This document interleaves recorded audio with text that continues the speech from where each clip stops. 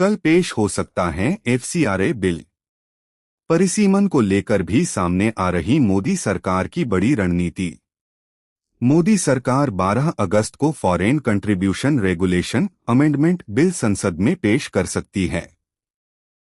यह बिल खुद केंद्रीय गृह मंत्री अमित शाह पहले लोकसभा में पेश कर सकते हैं, जिनके सदन में नहीं आने को लेकर पूरे मानसून सत्र में विपक्ष हंगामा करता रहा है और सदन की कार्यवाही सामान्य ढंग से नहीं चल पाई है।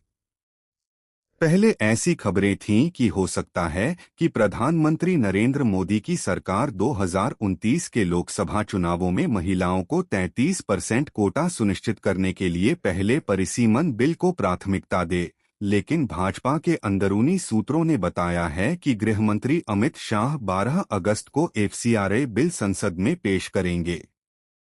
संशोधन बिल पास कराना प्राथमिकता। हाल ही में मिजोरम के मुख्यमंत्री लालदुहोमा और कुछ ईसाई संगठनों ने जब प्रस्तावित एफसीआरए संशोधन बिल पर विरोध जताते हुए गृह मंत्री अमित शाह से मुलाकात की थी, तब भी मिजोरम के सीएम ने बताया था कि यह विधेयक 12 अगस्त को संसद में आने वाला है। संसद का मानसून सत्र 13 अगस्त तक है। अब भाजपा सूत्र ने बताया है कि सरकार की पहली प्राथमिकता हर हाल में मानसून सत्र में एफसीआरए बिल पास कराने की है, जिसके लिए साधारण बहुमत की आवश्यकता है।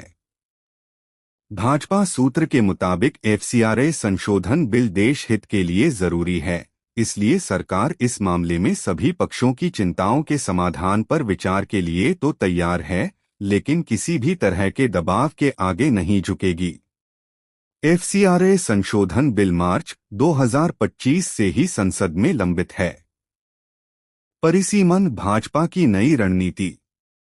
भाजपा के सूत्र ने बताया है कि दक्षिणी राज्यों तक मोदी सरकार ने यही बात पहुंचाने की कोशिश की है कि अगर जनगणना के आंकड़े जारी होने के बाद स्वाभाविक संवैधानिक व्यवस्था के तहत परिसीमन के आधार पर सीटों की संख्या निर्धारित की गई तब उन्हें नुकसान हो सकता है।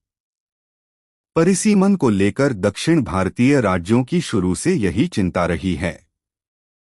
भाजपा सूत्र के अनुसार अब दक्षिणी राज्यों को सोचना है कि वह संविधान संशोधन का समर्थन करके गारंटी 50% सीटों में बढ़ोतरी स्वीकार करेंगे या फिर जनगणना के बाद मौजूदा संवैधानिक प्रक्रिया के तहत निर्धारित होने वाली सीटों के भरोसे रहेंगे, जिससे उन्हें उत्तरी राज्यों के मुकाबले काफी नुकसान हो सकता है।